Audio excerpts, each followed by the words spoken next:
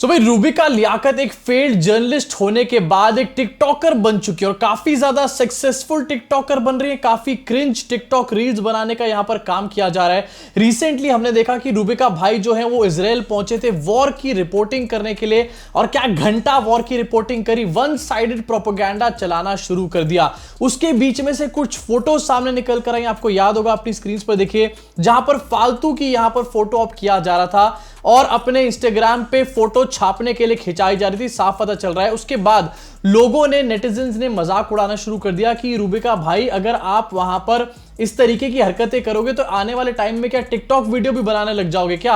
आप war reporting करने गए हो या टिकटॉक वीडियोस बनाने गए हो? ये लोग मजाक कर रहे थे, लेकिन रूबिका भाई ने इस मजाक को सीरियसली ले लिया और अपनी स्क्रीन पर देखो उसके बाद क्या किया। एक बकायदा टिकटॉक रील यहां पर बनाने का काम किया है जो कि इंस्टाग्राम पे इन्होंने शेयर भी करी है और लिखा है नीचे, and that's a wrap up from Jerusalem. भैया यहां पर रूबिका भाई कैमरा उठाने का काम कर रहे हैं, रूबिका भाई कैमरामैन के साथ गए हैं। रूबिका भाई अगर कैमरामैन का काम कर रहे हैं तो रूबिका भाई का काम कौन करेगा, मुझे यहां पर समझ में नहीं आ रहा। शायद इसीलिए ये लोग ठीक से पत्रकारिता नहीं कर पाते। उसके बाद जरा देखिए यहां पर कि आखिरकार क्या यहां दिखाने की कोशिश करी जा रही है। जैसे बहुत इन्होंने वॉर में रिपोर्टिंग कर दी है, भाई साहब थक गई हैं पूरी तरीके से। क्या क्या इन्होंने देख लिया है, पूरी तरीके से इनका दिल भरा चुका है यहां पर, और ये रील इन्होंने डाली। मतलब यार सच में कोई भी पत्रकार ये रील डालने से पहले 100 बार सोचता कि यार लोग मेरा मजाक उड़ा रहे हैं इसको लेकर के कि मैं यहां पर ठीक से पत्रकारिता नहीं कर रही हूं, क्या मैं यहां पर टिकटॉक वीडियोस बनाने आई हूं और मैं उसके बाद टिकटॉक वीडियोस ही बना करके डाल रही हूं। भाई इससे बड़ा नमूनापन मैंने आज तक अपनी जिंदगी में नहीं देखा। खैर आगे बढ़ना चाहता हूं और कुछ और भी खबरें हैं आपको दिखाना चाहता हूं, सोशल मीडिया पर ट्रेंड कर रही है। एक ट्वीट काफी ज्यादा ट्रेंड कर रहा था, तेजिंदर पाल सिंह बग्गा, जिनका चप्पल चोरी से कोई लेना देना नहीं है, जो आज फिलिस्तीन के साथ खड़े हैं, कल ये पाकिस्तान के साथ खड़े होंगे। ये है 9 अक्टूबर 2023 का ट्वीट और इनके तरीके से और भी बहुत सारे भक्त इसी तरीके की बातें बोल रहे थे, आपको अच्छे तरीके से याद होगा। लेकिन अब कल क्या देखने को मिला है, देखिए अपनी स्क्रीन के ऊपर, An Indian Air Force C-17 flight carrying nearly 6.5 tons of medical aid and 32 tons of disaster relief material for the people of Palestine, Israel नहीं Palestine, departs from Al Arish Airport in Egypt। यानी कि हमारे देश की सरकार ने Palestinian लोगों के लिए जो गाजा में फंसे हुए हैं उनके लिए ह्यूमैनिटेरियन एड भेजने का काम किया, जो कि मेरे हिसाब से मोदी सरकार का बहुत अच्छा स्टेप है। और एक बार जरा जूम करके एडिटर साहब यहां पर दिखाओ लिखा क्या हुआ है, gift from the people of India to the Palestinian people. जी हाँ, यहां पर बैठकर गालियां दी जा रही है और कहा जा रहा है कि आज जो पैलेस्टीन के साथ खड़े हुए हैं वो आने वाले टाइम में पाकिस्तान के भी साथ खड़े हो जाएंगे। अबे तुम्हारे अपने यहां पर चिचा 56 इंच वाले तुम्हारी ही पिछवाड़े में पनौतियां लगा रहे हैं। इसके साथ अपनी स्क्रीन पर इस वीडियो को भी देखिए एंड फिर से मैं बोलना चाहूंगा कि मोदी सरकार का बहुत अच्छा स्टेप है एंड फिर से एक बार मोदी सरकार ने बता दिया है कि इंडिया का स्टैंड आखिरकार क्या है। इंडिया पैलेस्टीनियन लोगों के साथ खड़ा हुआ है, पैलेस्टीनियन कॉज के साथ खड़ा हुआ है और गाजा में जो पैलेस्टीनियंस के साथ हो रहा है उसके साथ पूरी तरीके से हमदर्दी दिखाने का काम कर रहा है, ह्यूमैनिटेरियन एड भेजकर। 2-3 दिन पहले मैंने आपको बताया था कि रशिया ने 27 टन की ह्यूमैनिटेरियन एड भेजी है। उस दिन पुतिन चेचा ने भक्तों की पनौती लगा दी थी, लेकिन यहां पर अपने हमारे नरेंद्र मोदी जी क्या भयंकर पनौती लगा रहे हैं, 38.5 टन से ज्यादा ह्यूमैनिटेरियन एड भेज दिया है। अब जहां पर एक तरफ हमारे देश की सरकार पैलेस्टीनियन लोगों को साफ साफ सपोर्ट कर रही है, अब इस बात में कोई डाउट रह ही नहीं गया, लेकिन दूसरी तरफ अभी भी हमारे देश के जो चड्डीधारी चिंटू है इजराइल को अपना समर्थन देने पर पागल उतारू हुए जा रहे हैं, जबकि इजराइल को इनका सपोर्ट कोई चाहिए भी नहीं। आपको दिखाना चाहूंगा, सुरेश चौहान के एक शो बनाकर लेकर आया है जहां पर वो ये कह रहा है कि इजराइल में जो यहूदी रहते हैं क्या वो हमारे देश के यदुवंशी हैं, यानी कि यादव हैं। मतलब ये बताया जा रहा है कि यहूदी लोग जो हैं, जूस जो हैं, वो यादव हैं और महाभारत की लड़ाई के बाद जो यादव यहां से निकल करके चले गए देश से और बाहर के देशों में जाकर बस गए वो यहूदी बन गए। भैया लॉजिक कहां है इसके बीच में, गैंडा लॉजिक। ये छोटी सी क्लिपिंग देखो जरा। क्या इजरायली यहूदी ही यदुवंशी है, अर्थात हमारे यादव है? क्या इजरायली यहूदी ही यदुवंशी है? हाँ, अगर इसी हिसाब से, इसी लॉजिक से चले तो चाइनीज चवण के बन जाएंगे और ये जो यहूदी बता रहा है यहां पर नेतन्याहू नितिन यादव बन जाएगा भाई साहब। अब इसी के बाद सोशल मीडिया पे काफी सारे मीम्स भी चले, आपको दिखाना चाहूंगा आपकी स्क्रीन के ऊपर। नेतन्याहू को समाजवादी पार्टी ज्वाइन करा दी भैया इन लोगों ने। और ठीक है, जब यहूदी ही यदुवंशी है तो नेतन्याहू जो है समाजवादी पार्टी तो ज्वाइन कर ही सकता है ना यार। और आज से नेतन्याहू का फेवरेट गाना है कब आओगे अखिलेश।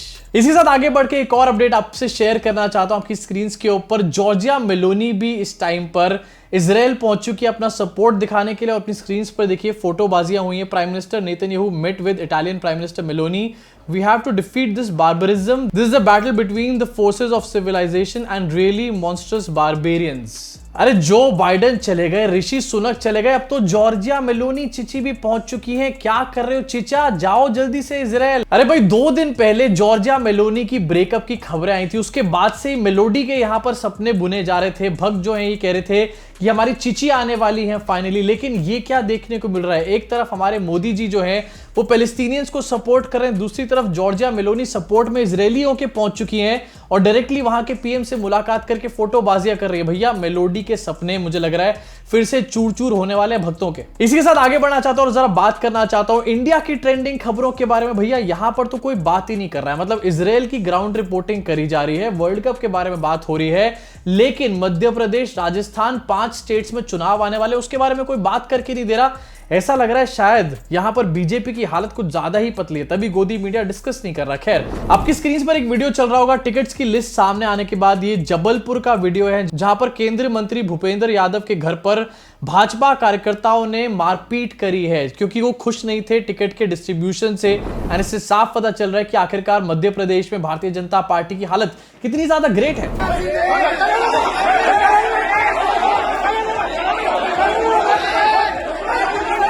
खैर मध्य प्रदेश में हालत पतली है, ये इससे भी पता चलता है कि खुद नरेंद्र मोदी जाकर वहां छोटे मोटे कार्यक्रमों में भी हिस्सा ले रहे हैं। आपको दिखाना चाहूंगा आपकी स्क्रीन के ऊपर। कल मोदी जी ने वहां जाकर सिंधिया स्कूल के कार्यक्रम में एनुअल फंक्शन में शिरकत करी है और स्कूल में जाकर एनुअल फंक्शन में भाषणबाजियां करी। सोचिए यहां पर 15-20 सालों में कुछ किया होता तो सिंधिया स्कूल जाकर यहां पर भाषणबाजी करने की जरूरत पड़ रही होती, या किसी सरकारी स्कूल में जाते मोदी जी वहां पर भाषणबाजियां करते। इसी के साथ वहां पर कार्यक्रम क्या हुआ है अपनी स्क्रीन पर देख लीजिए। At Scindia school meet brothers sang the garba penned by me, incidentally they are proud alumnus of the Scindia school. मतलब एक गरबा का सॉन्ग यहाँ पर मोदी जी ने लिखा है, ये नया प्रोफेशन है उनका। चलो भाई ठीक है, अगर इलेक्शन हार गए तो कम से कम कोई तो रोजगार योजना होनी चाहिए ना हमारे मोदी जी के लिए। तो उन्होंने गाने लिखने पहले शुरू कर दिया, मनोज मुंतशिर से सीखने के बाद तो उन्होंने यहाँ पर एक गरबा लिखा है और उसको मीत ब्रदर्स ने गाया। भैया जो मिक्का की पप्पी के गाने गाते हैं उनसे मोदी जी अपने गाने गवा रहे हैं। यार मोदी जी के पास इतने सिंगर्स हैं, रिकी केज को लेकर मोदी जी पूरे दुनिया में घूमते रहते हैं, लेकिन यहां पर मीत ब्रदर्स, क्या लेवल आ गया यार। मतलब आने वाले टाइम में क्या मोदी जी टोनी कक्कड़ से भी गाने गवाएंगे क्या। इसी के साथ आगे बढ़ना चाहता हूं और दिखाना चाहता हूं एक और फोटो, ये भी सोशल मीडिया पे काफी वायरल हो रहा है। हमारे मामा जी क्या कर रहे हैं आखिरकार, जहां पर एक तरफ टिकट से लोग बहुत ज्यादा नाखुश हैं, मोदी जी स्कूल के फंक्शन अटेंड कर रहे हैं। अपने स्क्रीन पर देखिए हमारे मामा जी जो हैं वो गरीबों के घर पे खाना खा रहे हैं, लेकिन खा क्या रहे हैं इसको देखिए जरा एक बार ध्यान से। वो खा रहे हैं ड्राई फ्रूट्स, केले, चिप्स। गरीबों के यहां जाकर अपना खाना खाया तो क्या खाक गरीब के घर में खाना खाया। देखो भाई यही होता है, जब तुम्हारी सरकार जाने वाली होती है ना तो तुम इसी तरीके की उल्टी सीधी हरकतें करना शुरू कर देते हो। और यहां पर तो मोदी जी स्वयं एक लेटर लिखकर कह चुके हैं कि मेरे को अपना सपोर्ट दे एमपी के लोग, और मामा जी को पहले पिक्चर से साइड कर चुके हैं। अब भाई बंदा ऐसे में बैठकर ड्राई फ्रूट्स भी ना खाए क्या। इसी साथ आगे बढ़ना चाहता हूं और अपनी आखिरी और सबसे इंपॉर्टेंट खबर आपको दिखाना चाहता हूं। भाई साहब एक नई योजना निकल करके सामने आ चुकी है।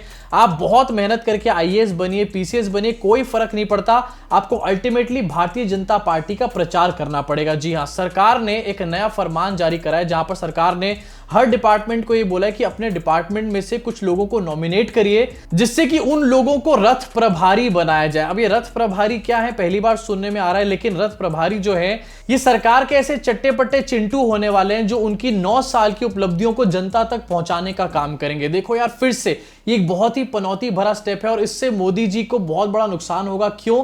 क्योंकि सरकारी अधिकारी ऐसे लोग होते हैं जिससे जनता जो होती है वो सबसे ज्यादा नाखुश होती है। सरकार से या नेताओं से फिर भी एक बार को खुश हो जाए, लेकिन अधिकारियों से कोई खुश नहीं रहता। अगर ऐसे में मोदी जी अपना प्रचार अधिकारियों से करा रहे हैं तो भैया पूरी तरीके से ठुल्लू होने वाला है यहाँ पर 24 में। विपक्ष इसको लेकर के सवाल उठा रहा है कि भैया आईएएस पीसीएस से आखिरकार आप अपने पार्टी का प्रचार कैसे करा सकते हो, वो तो देश के सेवक हैं, टैक्स पेयर के पैसे से उन लोगों की सैलरी जाती है। अगर टैक्स पेयर के पैसे पे उनकी सैलरी जा रही है और वो लोग बीजेपी का प्रचार यानी कि एक ही पार्टी का प्रचार कर रहे हैं तो इसका मतलब क्या है दोस्तों, साफ साफ कि आपके मेरे यानी कि टैक्स पेयर के पैसे से बीजेपी का प्रचार हो रहा है बिल्कुल डायरेक्टली। अब तो यहां पर कुछ छुपाने छुपूने की बात भी नहीं रही है। और अगर आप लोग बाय चांस सोचते हो कि आप तो टैक्स पेयर हो ही नहीं, तो भैया आप एक बहुत बड़ी गलतफहमी में हो। आप सब लोग टैक्स पेयर हो। एक छोटे से बिस्किट का पैकेट जब आप खरीदते हो ना, तो उस पे भी आप टैक्स देने का काम करते हो। तो आप अपने आप को ये मत सोचो कि आपके टैक्स के पैसे से ये सब नहीं हो रहा, ये आपके ही पैसे से हो रहा है। अब आपका क्या रिएक्शन इस खबर के ऊपर, साथ में रूबिका भाई के टिकटॉक वीडियो के ऊपर नीचे कमेंट सेक्शन में कमेंट करके बताना ना।